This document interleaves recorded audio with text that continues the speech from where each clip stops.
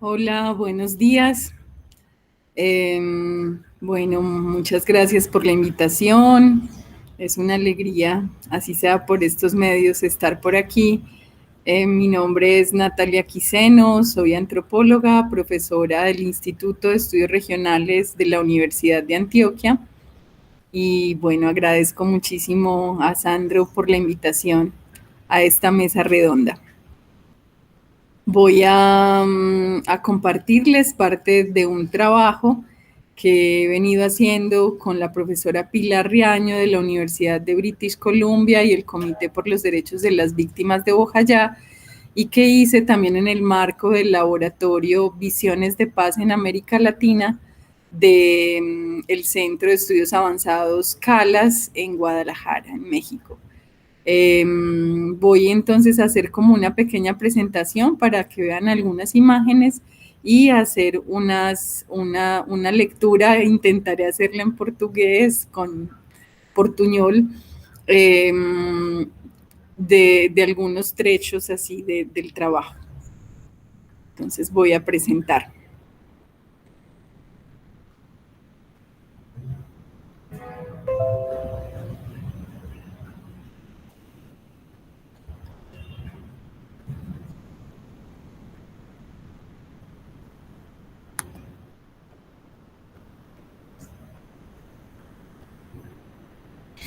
Muy bien.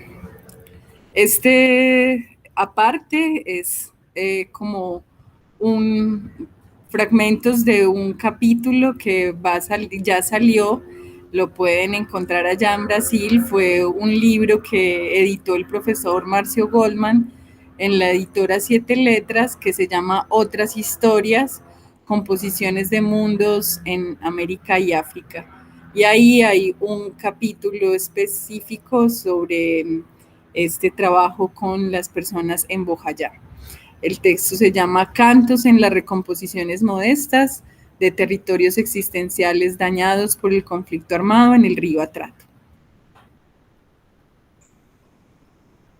Bueno, una cita que es de Ruja Benjamin, una intelectual negra de Estados Unidos muy importante de los estudios de la ciencia y la tecnología, eh, que tiene un texto muy bello sobre por qué las vidas negras después de la muerte también importan. Y un poco es como todo ese lugar político de nuestros muertos y de los ancestros, y de cómo también para la diáspora afroamericana la fuerza de esos ancestros es tan importante. Voy a situar un poco antes de leer unos fragmentos. Esto es un trabajo realizado en la cuenca, en la bahía del río Atrato, un río sujeto de derechos, declarado sujeto de derechos en el 2016, el primer río en América Latina declarado sujeto de derechos. Este río está ubicado en la región del Pacífico colombiano, en el norte de Colombia. Toda esta región también se conoce como el Chocó biogeográfico, y va desde Panamá hasta Ecuador. Y un poco aquí es parte de lo que es el Chocó, y este sería el río Atrato. En este río Atrato está, en el curso medio, está el municipio de Bojayá, que es donde se sitúa la experiencia que vamos a compartir aquí hoy, eh, y donde tristemente sucedió una masacre muy dura en el año 2002, donde murieron 102 personas, entre ellos 49 niños y niñas.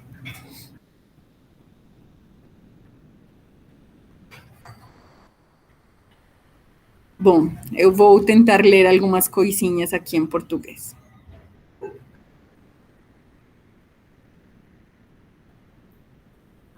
Honrar os sagrados espíritos. Com esta consigna se abre em Bojayá o ritual de recepção e despedida dos corpos dos familiares mortos no massacre de 2002. um momento de encontro comunitário, de articulação das forças afro e indígenas, de conhecimento da mortuária e do conhecimento científico para se lidar com a morte. Aqui me aproximo da interdependência entre vida e morte dentro do mesmo trabalho político e ritual realizado a partir dos diálogos de conhecimento em torno do mortório no contexto da exumação, identificação e enterro final das vítimas do massacre de Bojayá realizado entre o processo de exumação, identificação e enterro foi realizado entre 2017 e 2019. O massacre foi em 2002.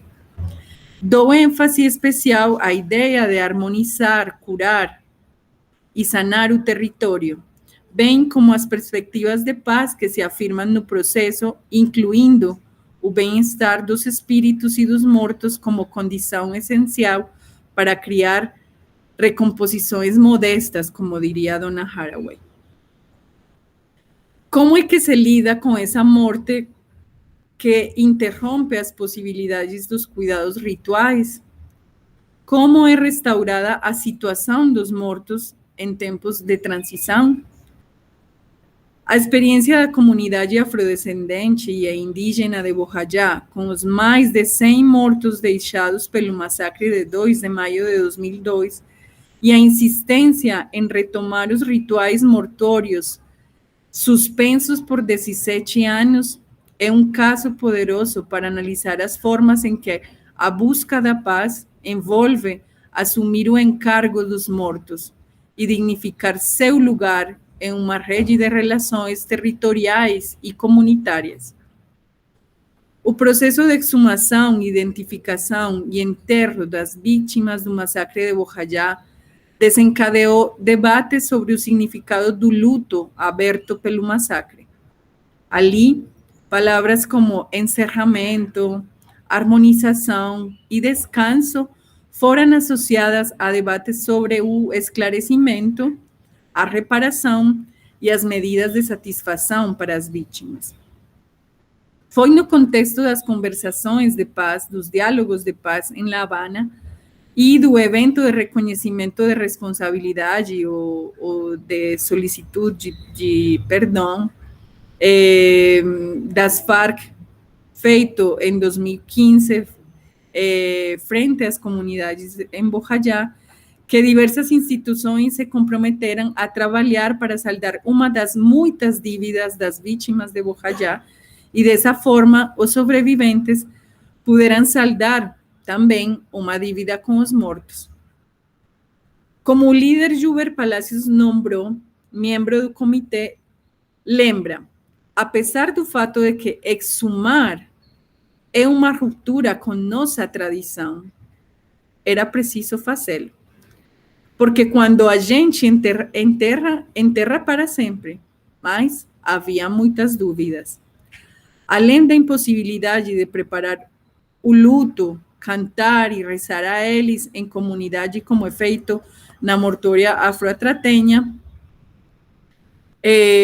o que foi uma das grandes dores das pessoas em Bojayá, porque mesmo acontecendo o massacre, os enfrentamentos não cessaram, não acabaram, e os vivos tiveram que sair correndo pelas suas vidas, deixando ali seus mortos. Tudo isso confirma, então, um tratamento indigno dos seus mortos, e indigno muito também depois por parte das instituições do Estado que não fizeram as providências que deviam fazer para entregar adequadamente os corpos a cada família. A restauração da dignidade dos mortos e, dessa forma, a dignidade dos seus parentes foi posicionada como uma necessidade de pensar com os mortos, para atender às formas pelas quais eles se resistem ao esquecimento e têm uma presença material e comunitária que afeta o presente dos sobreviventes e seu luto coletivo. Quando as cantadoras de Bojayá Os líderes, as lideranças insistiram em fazer um processo de exumação, identificação e enterro digno a partir da sua cultura, assim falavam eles, prestando atenção ao que os conhecedores, cantadores, vencedeiras, parteiras, raibanás, diziam, de acordo com o conhecimento ancestral, não se tratava apenas de incluir uma perspectiva diferente dentro do processo judiciário e dentro do processo científico. Tratava-se de tomar cuidado, de responder adequadamente ao que significava abrir, 17 anos depois, a terra, removê-la, intervir num espaço sagrado como o cemitério, mover o que estava errado, recompor relações quebradas e dar por fim aos mortos o lugar certo. Aqui eu defendo, falo que o trabalho ritual do diálogo afro-indígena com os vivos e os mortos através do canto recupera e harmoniza o território. Assim, poderíamos caracterizar com Dona Haraway esse trabalho ritual como um trabalho de assumir responsabilidade, de criar uma capacidade de resposta, enquanto a má morte nos forçava mutuamente tanto as comunidades afro como indígenas, nesse contexto de ter que fazer uma despedida final 17 anos depois. Esse foi, então, um trabalho que exigiu alianças e diálogos cuidadosos para que, removendo os restos mortais, não fossem alteradas as forças que poderiam novamente prejudicar os sobreviventes. Portanto, exumar implicou para os bojayenhos mais do que apenas um trabalho forense. O problema de cuidar e tratar adequadamente os restos de seus parentes, identificando-os plenamente, foi também um problema de saber como lidar com as ánimas, os espíritos, os muertos e suas conexões com o território. Como fazer isso adequadamente 17 anos depois, ninguém sabia. Era um processo, eles estavam se enfrentando com um processo novo e, portanto, desde seu próprio conhecimento, deviam criar algo novo, né? Aí, esse criar algo novo implicou no cultivo de uma capacidade de resposta que exigia a articulação do conhecimento científico e da espiritualidade afro-mortuária, tanto afro como indígena. A reabilitação modesta que toma esse processo, que torna esse processo possível, parte da criação de um problema comum, que é abordado a partir de diferentes conhecimentos e tecnologias em favor de um repouso, de um descanso definitivo dos mortos, da recuperação da sua dignidade, da recomposição das relações vida-morte, que aqui são entendidas também como a harmonização, a cura e a sanação do território. Isso aí é muito importante, né? Porque não era só o descanso dos mortos e o descanso dos vivos para pensar uma satisfação das vítimas, mas também o cuidado de todos os lugares que tiveram contato com esses corpos mortos, com esse corpo dos mortos que tinham sido enterrados sem ritual, sem despedida, misturados, com toda uma série de tratamentos que não eram os adequados. Entre 3 e 28 de maio de 2017 ocorreu o processo de exumação, assim como as atividades de prospecção e busca dos corpos em cemitérios em outros locais da bacia do Rio Atrato, porque uma coisa importante desse caso é que o massacre deixou 102 vítimas, mas ao mesmo tempo tem várias pessoas ainda desaparecidas, que parte do processo está na procura delas, né? As principais escavações forenses foram realizadas no cemitério de Bella Vista, onde os mortos do massacre tinham sido abandonados durante anos. A preparação disto envolveu a implementação de uma série de diálogos profissionais e espirituais. Aqui tem uma questão importante, que era a participação do conhecimento ritual em Vera, era dar consentimento, assim falavam eles.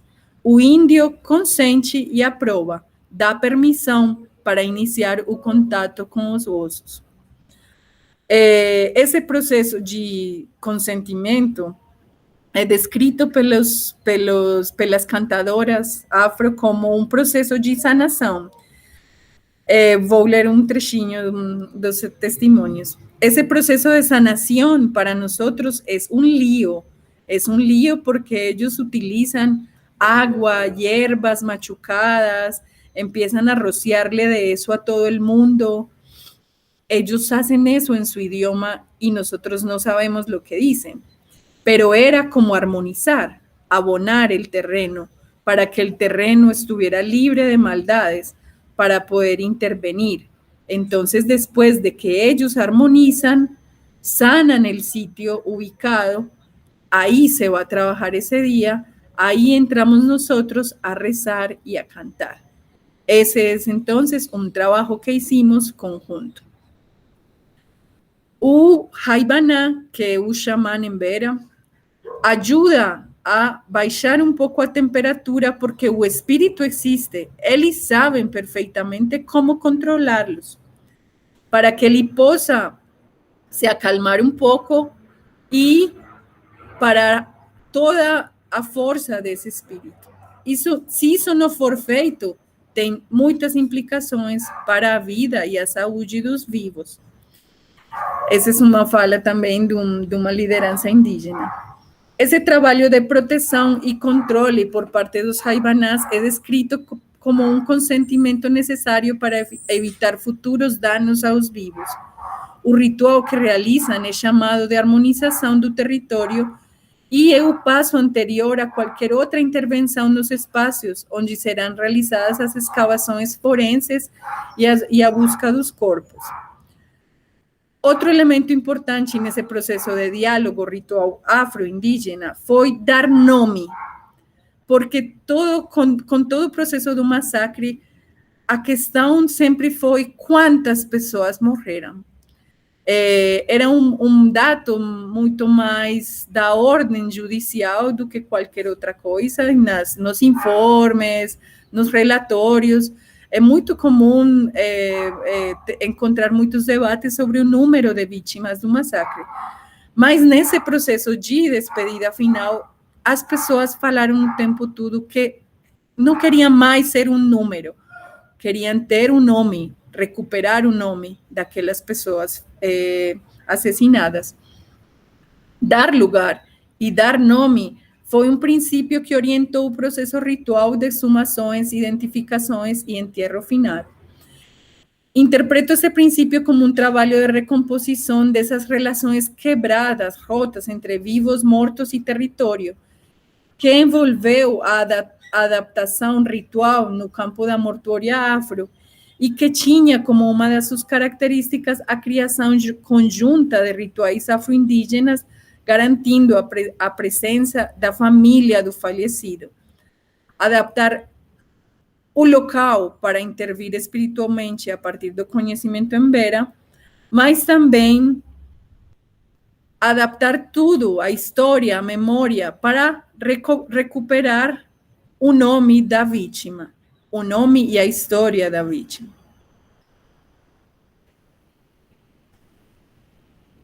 Vou, para não me estender muito,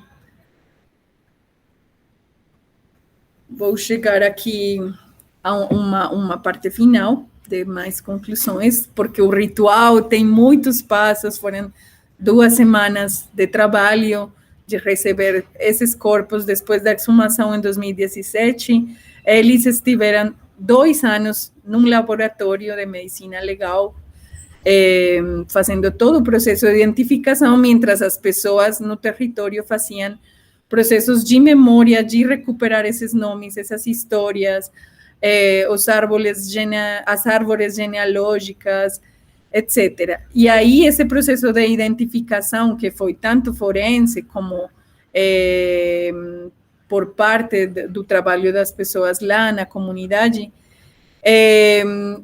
fecha com uma entrega digna para cada família em novembro de 2019, quando foi o velório, o enterro e todos os rituais mortuários.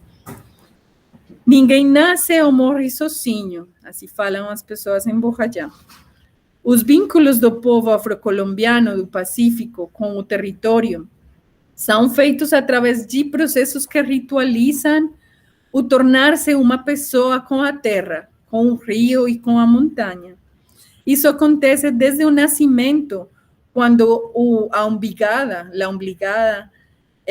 que é uma prática ritual, um ritual de nascimento, reafirma a constituição da pessoa em relação com as plantas, os animais, outros elementos do próprio território e cria um arraigo com esse território. Este nascimento com outros, que são apenas ou mais que humanos, é central para a compreensão da vida também, mas é central para a compreensão da vida e da constituição da pessoa, mas também para a compreensão da morte. Para morrer bem, é preciso desfazer cuidadosamente as relações que compõem a vida, retornando àquele território, mobilizando conhecimentos, tecnologias, pessoas, forças para que a viagem de trânsito até o lugar dos mortos seja adequada. As inovações mortuárias vividas na experiência de Bojayá, uma delas através do diálogo com as canções rituais afro-indígenas, nos mostram um processo de diferenciação, de composição com o outro, para lidar com aquilo desconhecido, com aquilo novo, com aquilo perigoso. Isto, de alguma forma, atualiza o parentesco e as relações de compadrazgo e solidariedade entre afros e indígenas, entre os mortos e os ancestros, entre os vivos e os mortos. E, como eles falam, foi todo um processo de harmonizar o território. Aceito a ideia da Ruja Benjamin quando ela argumenta que a vida negra após a morte importa, a vida negra após a morte importa e chama a atenção para as práticas de parentesco, não apenas além dos laços de consanguinidade, mas também com esses ancestros, esses ancestrais que têm uma presença material na vida, uma presença material e espiritual na vida. Essa insistência na questão do Afterlives Matter é uma evidência de uma ação coletiva que se reúne na memória dos mortos. O trabalho do cuidado com os mortos, que apresentamos aqui, muito rapidamente, é um trabalho que exigiu diálogos afro-indígenas e conhecimentos mortuários, científicos, forenses, para o descanso dos mortos, a recuperação da dignidade dos mortos, e nesse processo o descanso, a reparação dos danos causados aos vivos e a harmonização do território. Eu vou fechar aqui com uma fala de uma das mulheres cantadoras, quando ela diz: el canto sirve para sanar nuestro territorio, porque como seres humanos tenemos conexiones con la tierra. En el momento en que nosotras estamos cantando, la tierra se siente con fuerza, con energía, por ese calor que le enviamos a ella. Cuando nosotras le cantamos al río por las víctimas que murieron, es porque las víctimas hacían parte del río. Era donde ellas se transportaban de un lugar a otro. Sus trabajos y sus vidas eran con el río. todo lo que nosotros hacemos aquí en estas comunidades es con el río. Con los cantos también le damos fuerza al río. Bom, esse é o lugar final onde, por fim, cada pessoa tem um lugar, tem um nome e seus familiares, seus parentes sabem aonde ir, deixar uma flor, fazer uma fala, uma conversa, se encontrar, né? Por aqui, um poema também para terminar, de um grande poeta mexicano. Tierra. La honda tierra es la suma de los muertos, carne unánime de las generaciones consumidas. Pisamos huesos, sangre seca, restos invisibles, heridas. El polvo que nos mancha la cara es el vestigio de un incesante crimen. Muito obrigada.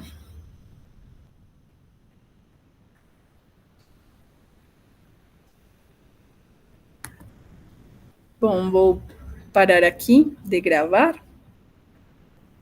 Desejo uma boa conversa aí para vocês e espero numa próxima estar aí mais perto para conversar e trocar. Um abraço, muito obrigada, tchau.